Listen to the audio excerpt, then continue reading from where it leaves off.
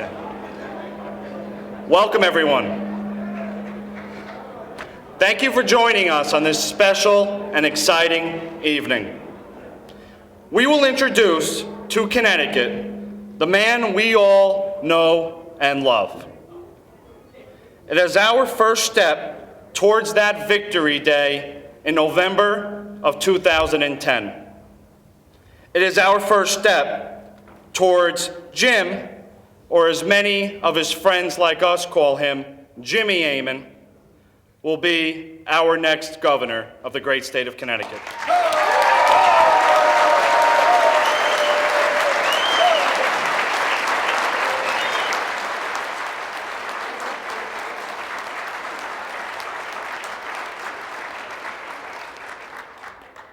To begin this introduction, I introduce to you now another great man. Mr. Jepson was a 3-term mayor for the great city of Milford.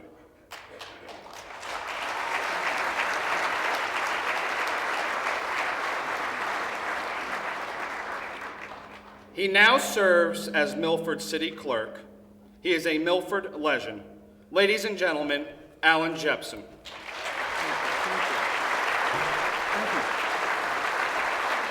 Thank you.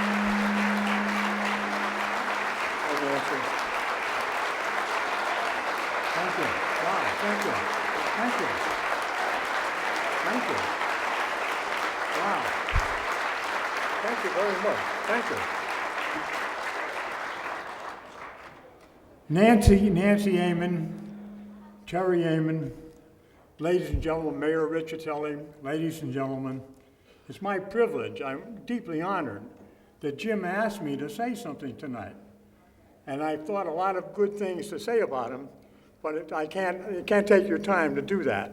I've tried to condense what I feel about Jim into a few short words, for which I'll hear many cheers. Few short words.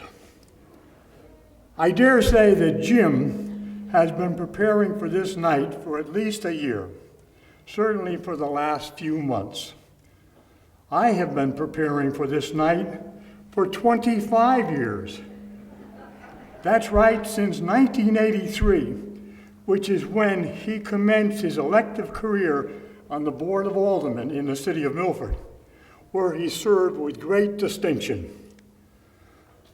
I told him then, and many times since then, that as important as it was that he helped to effective and maintain good government in his home city of Milford, it could be even more important for him to work at the state level in Hartford and help guide this great state on that same course. I even got in the habit of calling him governor. This was many, many years ago. I predicted then, and I predict even more so now, tonight, that he will be our governor.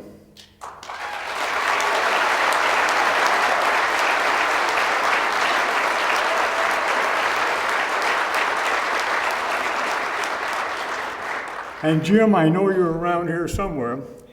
I know that you will be a great governor. God bless you and Terry. Thank you.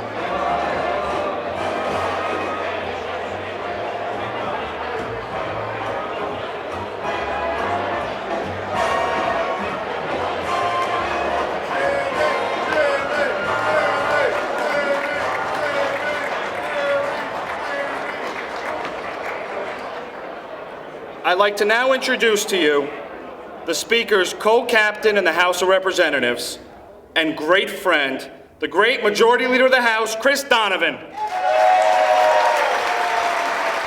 Thank you, everybody. Hey, great to see you here.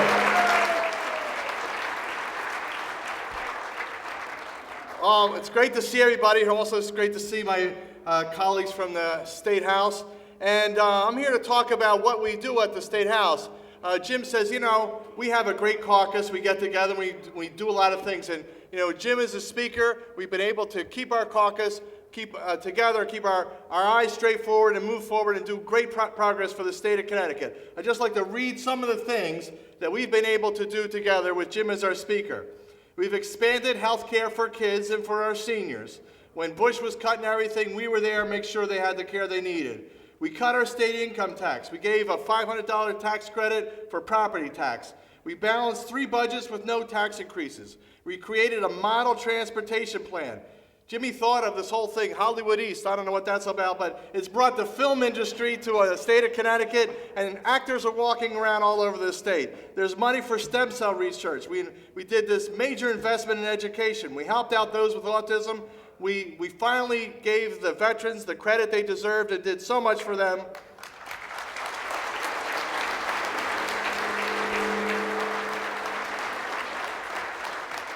But there's so much more. Campaign finance reform, more money for our cities and towns, and let's not forget organ donations. It's been a pleasure serving with Jim Amann these 3 years, keeping our caucus together, keeping our eyes on the prize, and working together. I'm here for my friend, Jim Amann. Thank you very much.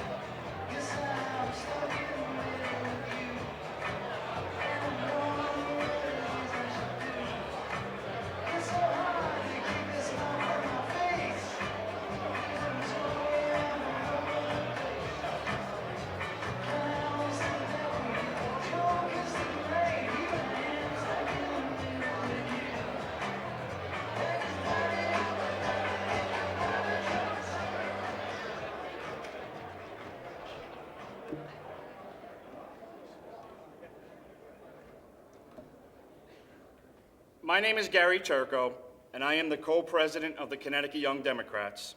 And I have the honor to be the last person to introduce Jim Amann tonight. Over 7 years ago, I started my first day as an intern at the General Assembly. I was assigned then to a state representative named Jim Amann.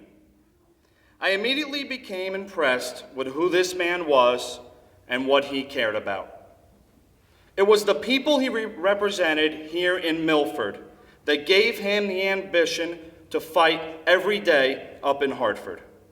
We would sit in his office on the days I was interning and work on issues to help his constituents. And Jim would explain to me that there wasn't a problem too big or too small that he wouldn't fight for and he wouldn't solve for the people who trusted him and elected him. During that time, I thought to myself, I don't know if a real Mr. Smith ever made it to Washington, but one surely made it to Hartford.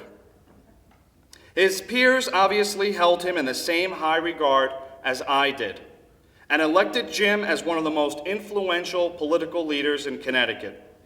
As Speaker of the House of Representatives, he is one of the highest-ranking Democrats in the legislature. But for Jim, it is still about helping people.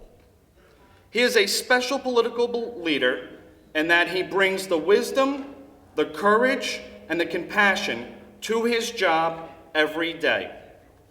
Jim Amann was born in Bridgeport. He grew up in Milford, where he graduated from Jonathan Law High School. Since then, he has had an outstanding political career, but he has never forgotten his roots. He has never taken his elected position for granted. As a state representative, Jim authorized the landmark Megan's Law to protect children from sex offenders, spearheaded legislation improving breast and prostate cancer coverage, helped improve prescription drug programs for the elderly in ConPACE, and helped provide health care for all children with the Husky program. More recently, he has created the Healthy Kids for Connecticut, Hollywood East, 2020 Vision for Connecticut's Children, and transportation investments for the roadmap for Connecticut's economic future. Jim has been honored by countless numbers of awards to thank him for his efforts and compassion. But I don't think Jim truly knows how much he has touched the lives for all he has fought for, like we do. Today, we are all here and proud to stand with him and support him 100% in his next endeavor. I introduce to you the next Governor of the state of Connecticut, Jim Amann.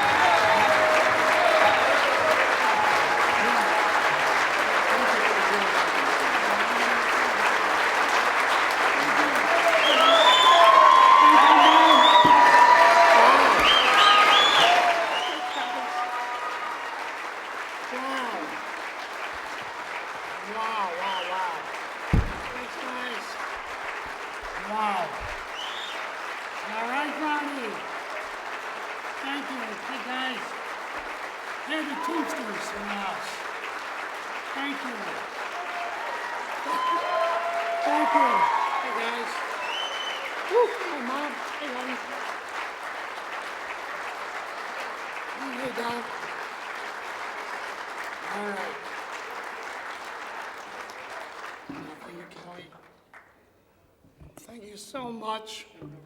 Thank God we have a good microphone, so you can at least, I'll try to get through this with my my usual voice here that kind of unfortunately gives out on me once in a while. But can you hear me okay back there? All right, we're going to try to get close, okay? Well, you listen, thank you so much, Alan Jepson. Alan is a Milford legend, one that I remember for so many years.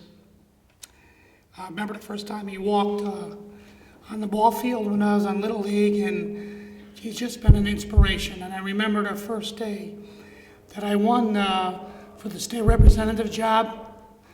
Alan says, "You're going to be governor someday." And Alan, I'm going to make sure I keep the promise, and I'll make that governor's job just for you, Alan.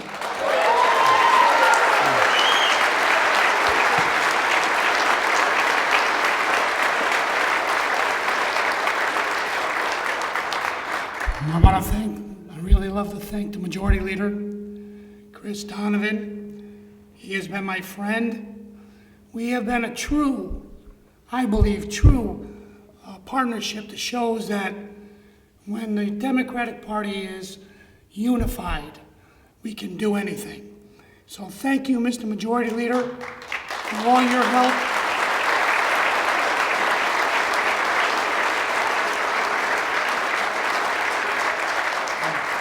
I'm going to go out on a limb tonight. I'm going to go on a real big limb tonight.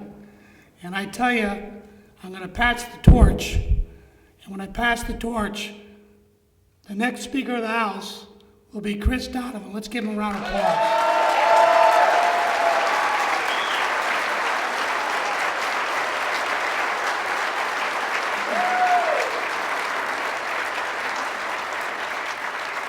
It was a real stretch knowing that, you know, it was like a guess, right? It's in the bag. He's a great leader and someone that I know will do an outstanding job. But you know what? I look around the room, see all my friends and everything here, and all the folks that I've been involved with now for over 25 years. But you see, some of us that know me, we're getting a little gray. So that's why we have to have young people like Gary Turco, the president of the Young Democrats. Where are you, Mr. Turco? Where'd you go? Mr. President of the Young Democrats.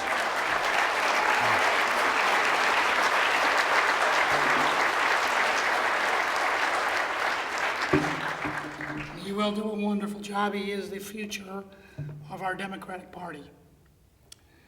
You know, Random House Dictionary defines the word explore or exploratory as the purpose of discovery. It also says it's to examine.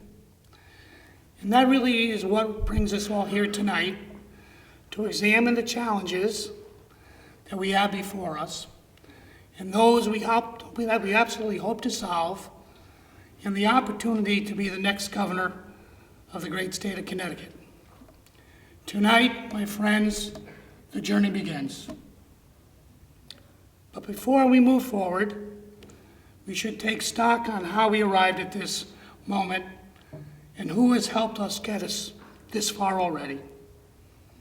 So let me first thank all my family that are here tonight to support me. As we all know, none of us are anything without family. So if my family, wherever you are, including my godchildren, please stand up, and I want to know where you are. Come on, stand up, everybody. Wow.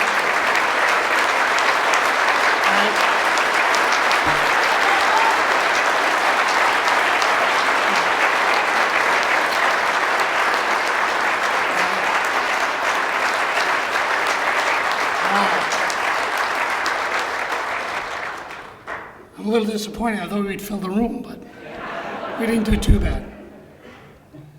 Okay. Well, family, of course, is important, but there are certain members of the family that are the most important. Everybody's important family, but we all got moms and dads, right?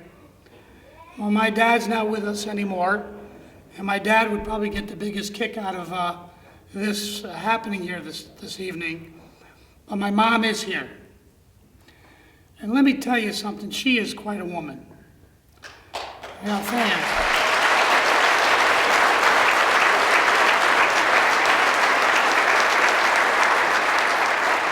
My mother, if I tell the age, she'll get very mad at me. My mother still works part-time as a nurse. She is now pursuing her master's degree at Southern Connecticut University, and in her spare time, she decided to take up piano lessons.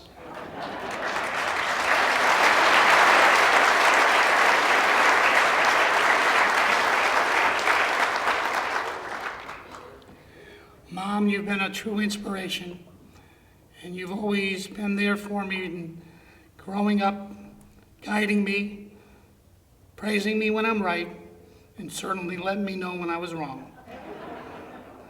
Please stand up, Mom. My mom, Nancy Amann.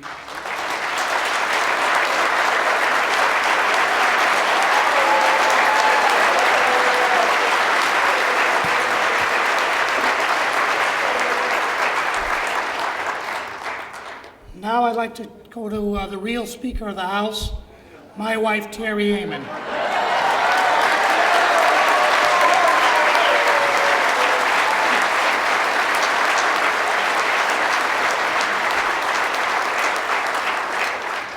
And all those that know Terry and me, you know that's the truth. I lose all power when I walk through the door. My wife and I have been together 28 years this November. We are married, we'll be married 23 years in May. Terry, as you know, she's had, her share of health issues over the years during our marriage. Early in her marriage, she handled all the problems with dignity and grace.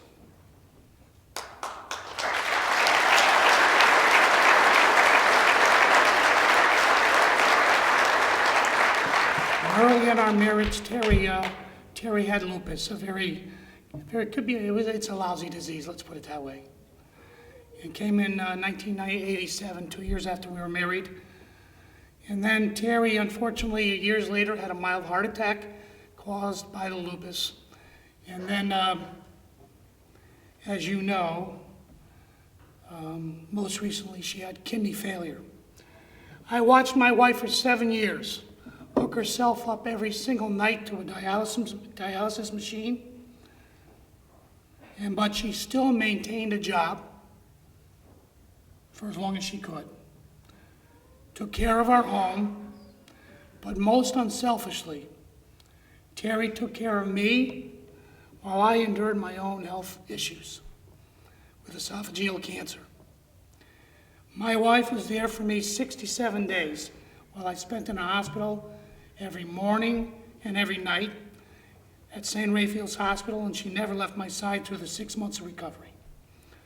That period was a test on our vows, through better or worse, through sickness and through health. Thank you, hon, for being my rock.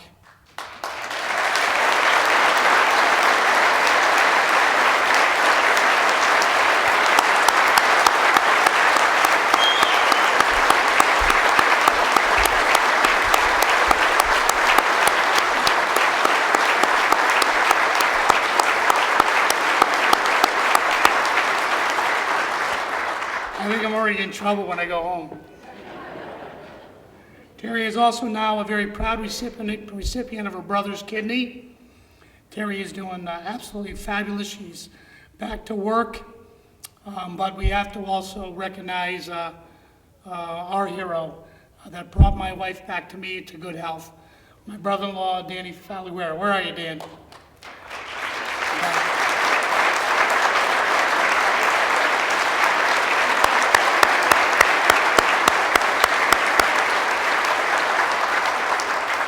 And I got a few of my old buddies in here. I'm really afraid of that. They know all my secrets. Yeah. So to all my friends that I've shared my life with either at Fort Trumbull, Meadowside, Johnny Law, University of New Haven, thank you for the memories and laughs, and of course sometimes the tears that we shed. God willing for all of us that there are many more memories still to come. So please, come on, all the guys from Meadowside, Fort Trumbull, Johnny Law, please stand up. Let's see where it was. I see you out there. Jeff, Johnson, guys. All right, guys. Hey, guys. All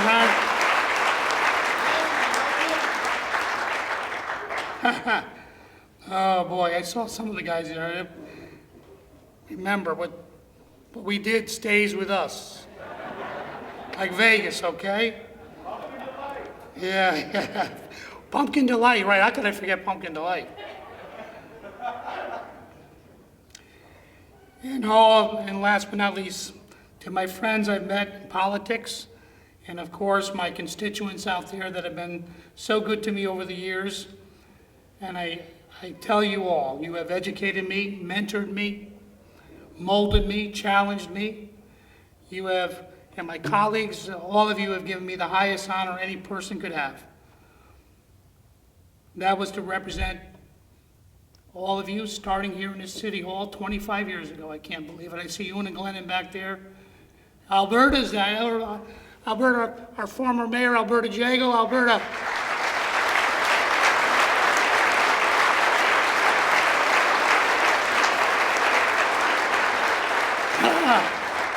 Alberta still looks the same, but I'm catching up to you, Alberta. You look younger than me now. What's going on with that? 25 years ago, I was, because of my constituents here in the 2nd District first as their alderman, and then I was lucky enough when I moved with Terry to the other side of town, I was elected again to the 3rd District, and of course, to all my representatives and my constituents that either served with me before, during my 18 years or after. I see some former colleagues here, present colleagues.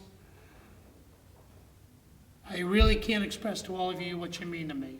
I can never, ever do that. You know, we're family. We've gone through a lot together. So you need to recognize all the people I've served with for the last 25 years. Please raise your hand or stand up. Where are you, everybody? Come on. Come on, guys. What, are you ashamed? All right.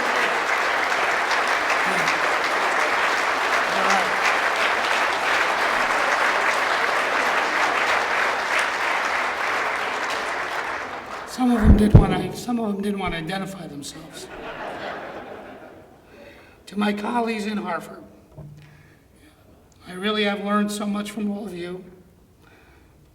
I'm telling you that when I look out on the dais at all of your faces, I can assure you that I am the proudest, almost like a dad, looking out at people I love as part of my family. I want everybody to understand one other thing about my legislative colleagues. They are men and women you should all be proud of. They have compassion, courage, honesty. They work extremely hard. These are the ones you don't read about in the newspapers or the headlines. These are the ones that sacrifice for their families and to do good for their state and their communities, and they don't get enough praise for what they do. Here tonight, I'd ask the good people here that join me in City Hall to give them all a round of applause.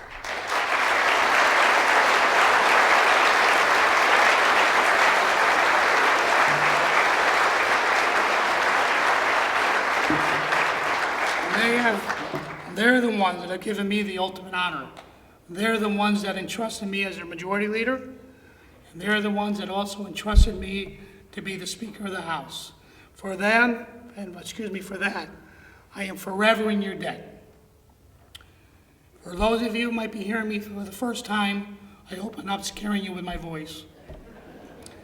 Or if you're here just out of curiosity, or as some that are here to do what Americans can do, is the freedom of speech, whether they're supportive or not supporters. What a great place we have in America to express ourselves.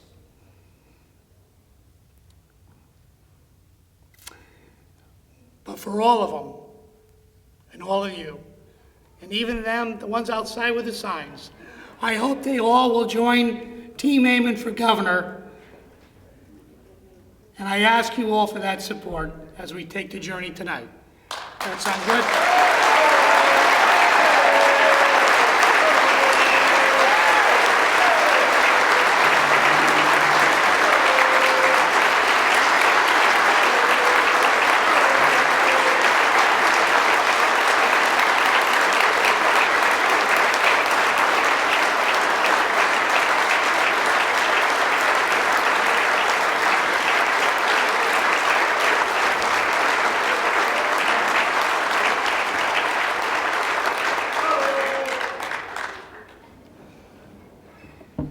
You know, the last 25 years, I've cherished every step, but in my heart, I feel I have farther to go, and I have much more to give.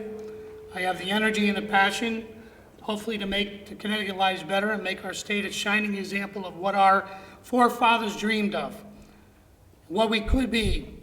And they stated that we hold these truths to be self-evident, that all men are created equal, that we are endowed by their Creator. All these geniuses that gave us our democracy. And our goal as legislators is to make sure that we make their promise to you and we fulfill that. And that is the right to a good life, liberty, and pursuit of happiness. So, and that's my cousin from Georgia calling.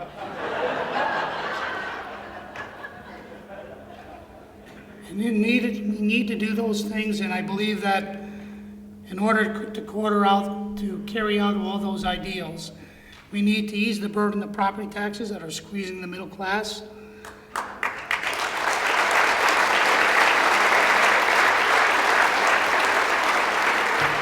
Bankrupting our seniors and certainly making the poor even poorer. We've done a lot up in Hartford, and the majority leader told the audience some of the accomplishments that we did together. Not Jim Amann. This isn't a dictatorship, it's democracy. Whether it be economic development or job creation or Hollywood East, a roadmap to Connecticut's future, health care, whatever it is, we worked hard and will continue that job.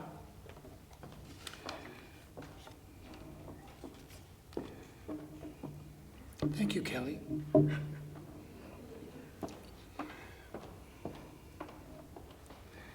We need to continue those sort of innovative ideas. We need to continue the path of change and also of growth. We will not be strong or compete in a global economy by appointing task forces or writing letters. We can't make the lives of our citizens better by issuing daily press releases or holding press conferences.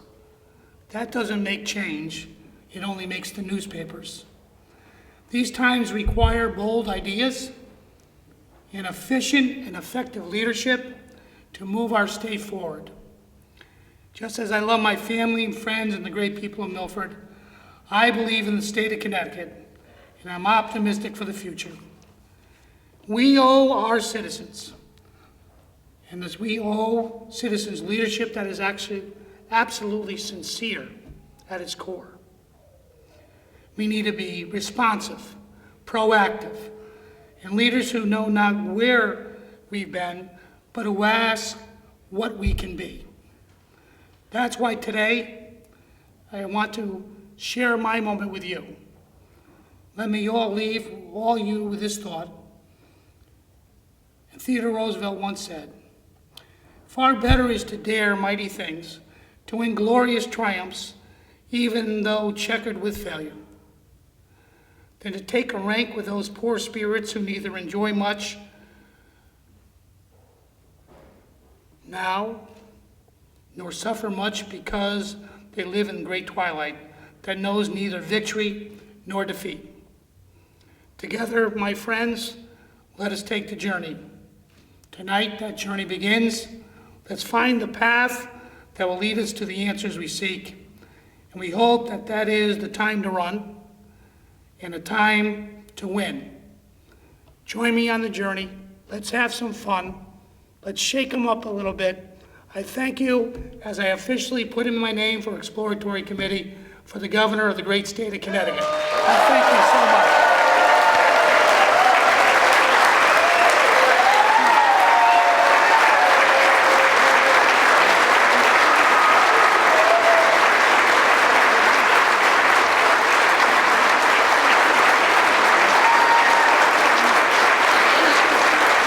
Bring those signs up. Where are the kids?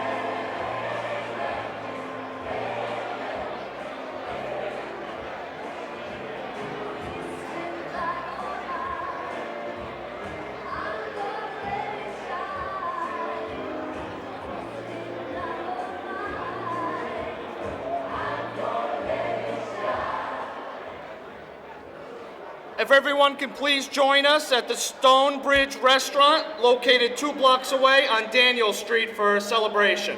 Thank you.